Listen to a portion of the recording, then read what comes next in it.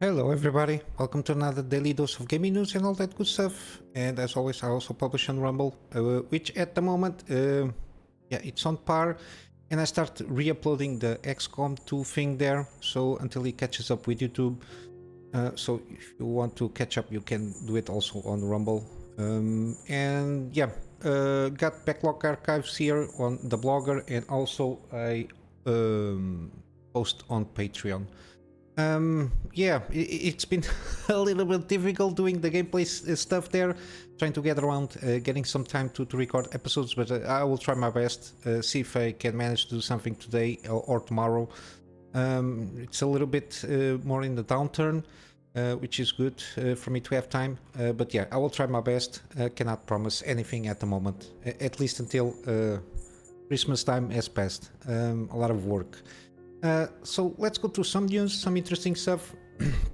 Seemingly, I tried to check in the article itself, but I think this is kind of official information regarding the Super Series from the 40 family GPU stuff there, the 4070 Super, 4070 Ti Super, and 4080 Super.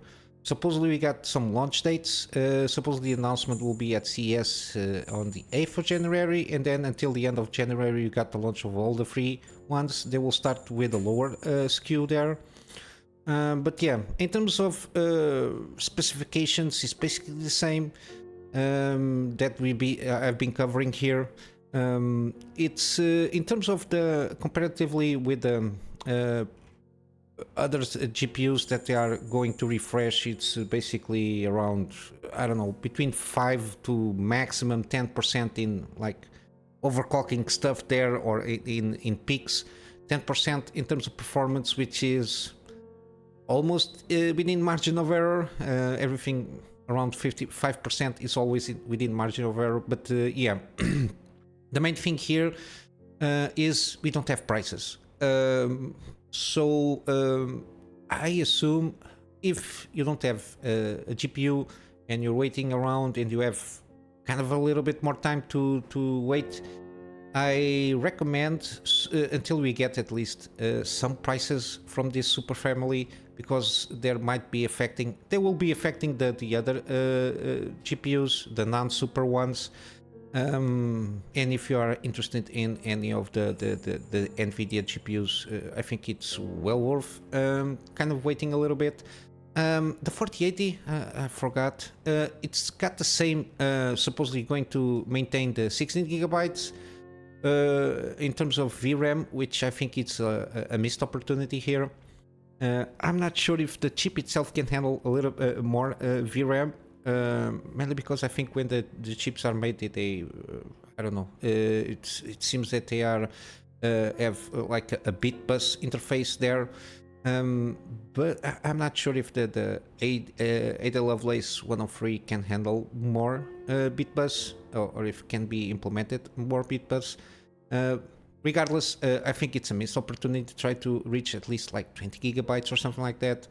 To make it a little bit more stronger in terms of not only future proofing to a certain extent, but the fact that in 4K workloads, in terms of gaming, and also when you start pulling up ray tracing stuff and other stuff, other technologies, it might get a little bit stale in terms of VRAM, might reach the limits. And of course, with continuing mainly Unreal Engine 5 and other engines that are popping out, I'm not sure if it will age that well, as at least the AMD GPUs have kind of that, let's say, buffer in terms of VRAM. They have more VRAM. It helps, especially the more resolution that you input, and the more details, for example, textures and everything, especially if you are if you like to play with mods. Usually some mods, especially the ones with the texture mods, they will demand always a little bit more VRAM. all that jazz. But yeah, and seemingly the 4070 will maintain the same kind of VRAM stuff. The 4070 Ti is the one that seems to have more improvements. I think it's more to regarding the competition with the 7800 XT and the 7700 XT. I think the main thing here is trying to get around and being more competitive in that field. The 4080, it is what it is, and the 4080 Super that will come out, we'll see how it goes. But yeah, in terms of VRAM maintains the same, so yeah, we'll see how it goes. I'm not sure if they will implement a 4090 because there is no competition. I think there is no reason to tweak too much on that one at this moment in time. They are very focused on the AI chip thing there, so it is what it is. But yeah, by the end of the year we'll or at least in CES we'll have more detailed news. Especially I hope we get some information regarding pricing, because it might affect the older SKUs of the GPUs and might entice people to spend on those, mainly because the lower the price, the more competitive the product is, especially with what we have on the market. I think the 7900 XTX, which is the top one, I think it goes around the 900-ish kind of a thing there. And the 4080 supposedly it's still maintaining the MSRP of $1,200. It's a little bit lower now, but then depend on the model of the AIBs, can be a little bit more expensive, and maintaining kind of the same kind of performance in 4K. I don't know if it justifies the price difference.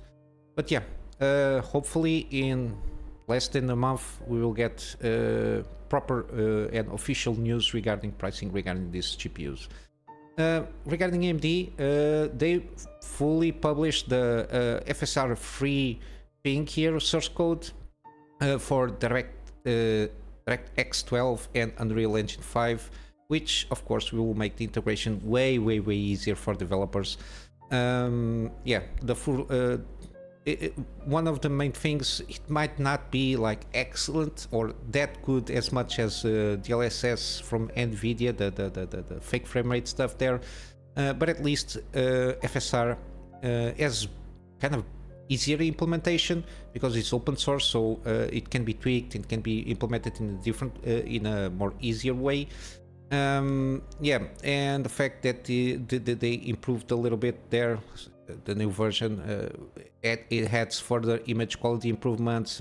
Now it supposedly extends support for variable refresh rate monitors within their frame pacing logic, whatever it is. Got some things here, but yeah, at the moment FSR3, like the latest one, it's only for the 7000 thing here.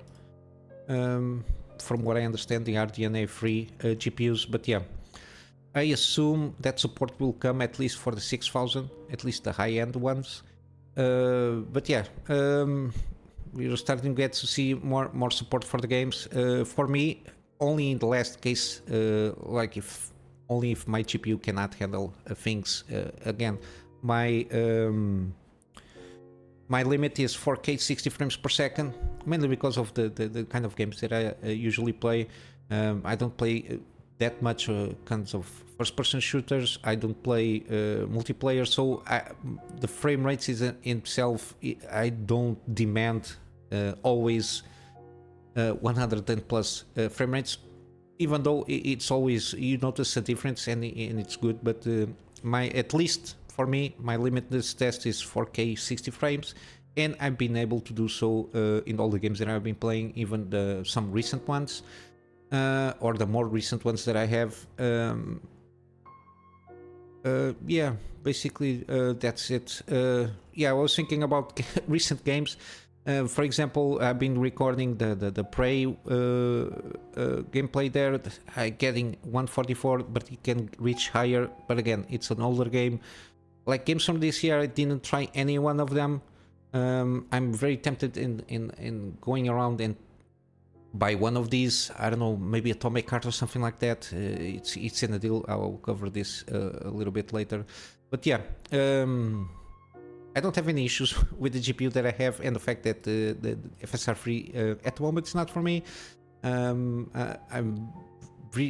pretty satisfied with what I have at the moment, and I think fake frame rates, it might look good, but it does feel the same way as without it. That's my main takeaway. In other news, is finally The Last of Us multiplayer is dead. Yeah, there is something that I like to talk about here. Because I think it's dead because they cannot reach level of quality they wanted to reach. Mainly, we got some news a few months ago that Bungie people there were kind of making some Q&A and trying to give some feedback, and the conclusion that they reached at the time is that the gameplay loop of the multiplayer level of The Last of Us was not engaging enough, which by itself it's very revealing. And also, I suppose that they have some reasons that the fact that to support a multiplayer or at least an online service per se, it always takes a little bit more resources than they were expecting for sure. But yeah, I think one of the main things is the fact that the internal assessments by Bungie was basically, yeah, this game is this multiplayer stuff is not good. You spend a lot of time on this one, but it's not good unless you improve this areas here. And I suppose that Naughty Dog couldn't, because when you start putting yourself in a live service kind of a trap there are certain things that you need to do to be monetizable and profitable, I suppose. So it ruins a little bit. It ruins a little bit the gameplay and the gameplay loop, and yeah, it was not on par with Bungie, at least in their assessment. There, they are the guys from Destiny, even though the Destiny, I never played any Destiny. I was interested when the first one came out, but yeah, it's basically trying to get around, and I think it's a very competent and decent kind of game, but it's not for me. But yeah, it's dead. There will be no multiplayer here, and supposedly they are going to maintain their focus on single player games. Yeah, the gameplay got more refined. They say they got more refined and satisfying, but whatever. They basically said they don't have resources to maintain a live service for the game. They basically had to put all the studio people behind to support just the multiplayer stuff here, and then they didn't have enough resources to continue the single player games that they are well known. Regarding that, yeah, I didn't like very much the direction they went to in Last of Us Part 2. Doesn't go very well along the lore and especially the themes that they introduced in the first game. The first game is still pretty good, exception for the DLC. I think the DLC was a little bit cheap there in what they're trying to achieve, because it doesn't add or subtract to the main theme of the first game. But yeah, I will buy the first game for PC for sure. I really enjoyed the first game, mainly because of the story. In terms of combat loop, it was pretty good. But the thing that hooked me up, it's the story of the first game, the main game stuff there. But yeah, Last of Us multiplayer is dead. And that's it basically. We'll see what they come up regarding new games. I don't know if I think they wrapped up the Nathan Drake games there, the Uncharted games. I don't know if they are going to continue with I think it's the daughter. I think the last game he has a daughter, I think. I don't know if they continue like that, or if it's going to be like a last hurrah and try to, I don't know. We'll see. And The Last of Us, I really don't know where they want to go with this one, because I think they deviated a little bit too much of what they reached. Oh shit! What they reached to on the first game. But yeah, it is what it is.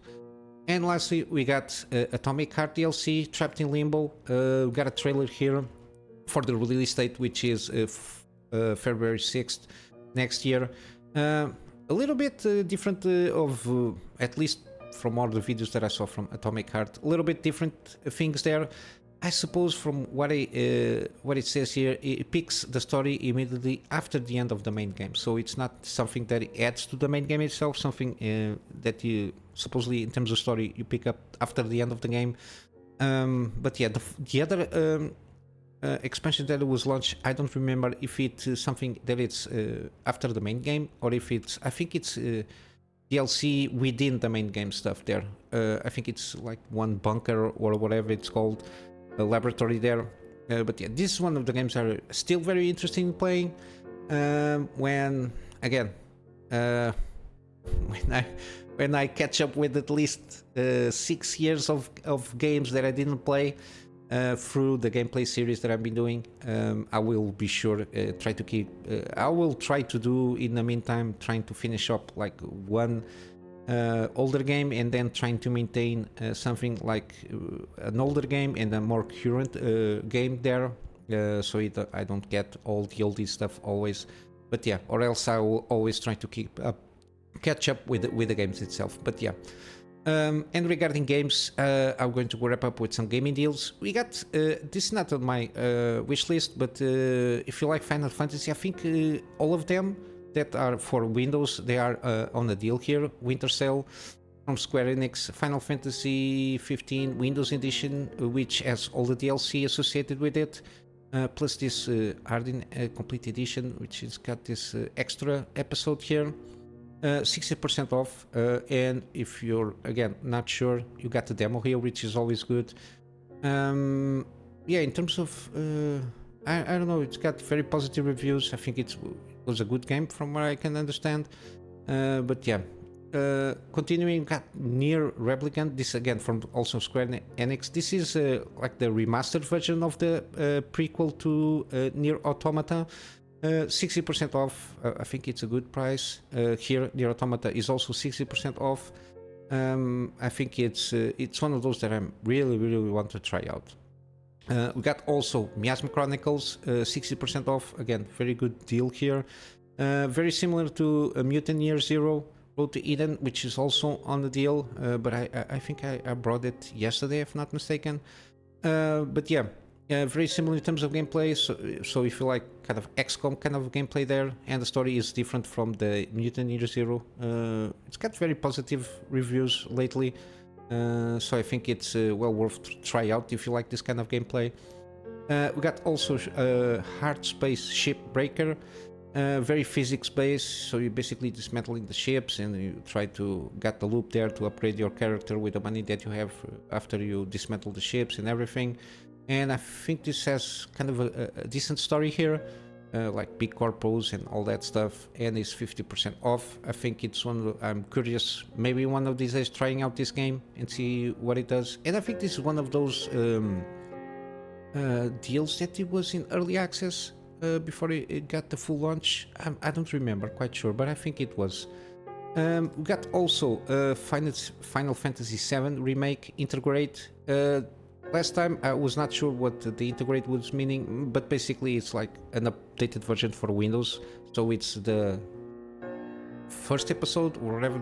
I think they divided this by episodic kind of a thing there, and this is the first one. It's 50% off, which is okay. It launched like last year.